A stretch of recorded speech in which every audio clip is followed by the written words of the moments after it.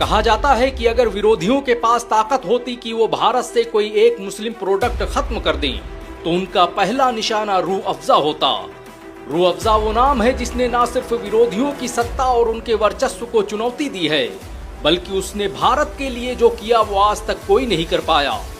रूह अफ़ज़ा के खिलाफ जितनी साजिशें हुई उतनी साजिशें किसी के खिलाफ नहीं की गईं। ये वो शरबत है जिसे बर्बाद करने के लिए धर्म के ठेकेदारों ने अपनी पूरी ताकत लगा दी। ये वो मशरूब है जिसे मिटाने के लिए पूरा तंत्र एक हो गया।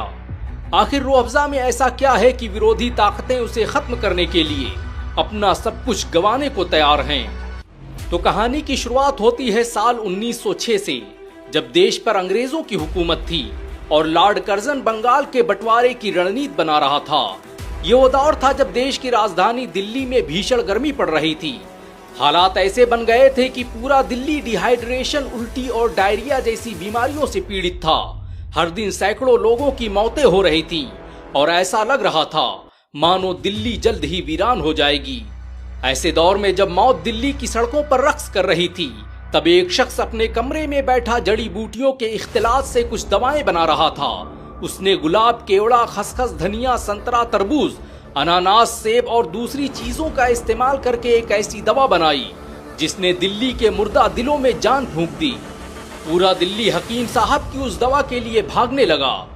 जो भी लू और गर्मी का मारा उनके पास पहुंचता, हकीम साहब उसे वही दवा थमा देते।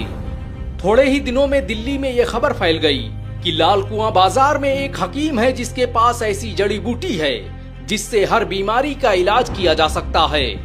हकीम साहब के जरिए बनाई गई ये दवा कोई और नहीं बल्कि रूह अफ़ज़ा थी और उस हकीम का नाम था हकीम हाफिज अब्दुल मजीद।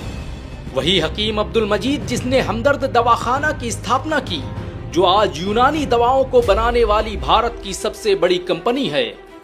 हकीम अब्दुल मजीद के जरिए बनाई गई इस दवा ने उस वक्त पूरे देश में कोहराम मचा दिया। कोई घर और कोई इलाका ऐसा नहीं था जहां पर यह दवा मौजूद न हो।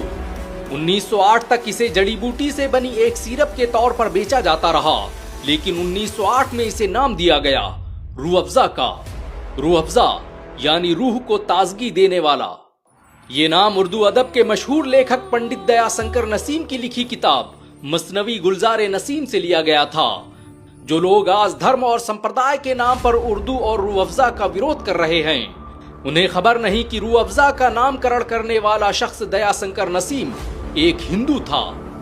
रूह अफ़ज़ा की शोहरतें दिन ब दिन आसमान छूती जा रही थी। इसकी बढ़ती मांग को देखते हुए हकीम अब्दुल मजीद ने इसे एक ब्रांड के रूप में स्थापित करने का फैसला किया और